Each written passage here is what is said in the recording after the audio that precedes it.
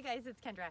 Today let's talk about needing to create a hook, right? So maybe you need to hook something around a tree. You landed in the rough and now you've got to get it to the green, but you've got some obstacles ahead of you. Typically in that case, you are going to want to keep it a little bit lower. So instantly you might be thinking 3-iron, 4-iron, 5-iron, which is fine.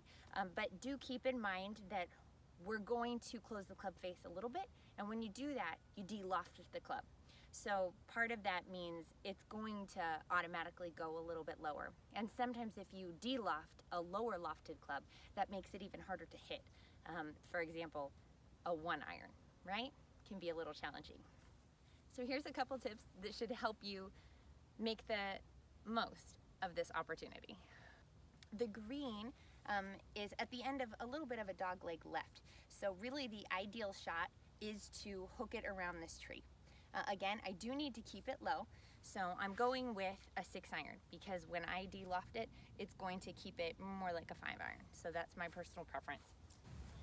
Now let's talk about setup a little bit. First of all, the ball is going to be off the back of my foot, right? Still inside my shoulder width. Okay. My club, I'm going to turn and point the face so that it's pointed towards the target where I'm trying to go.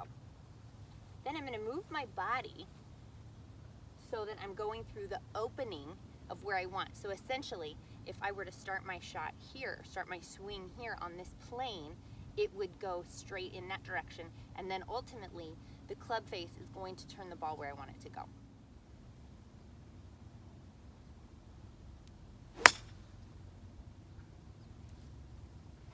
Hey guys, thanks so much for watching. I hope now you feel a little more confident being able to hook a ball around a tree. Let me know how it works for you. See ya.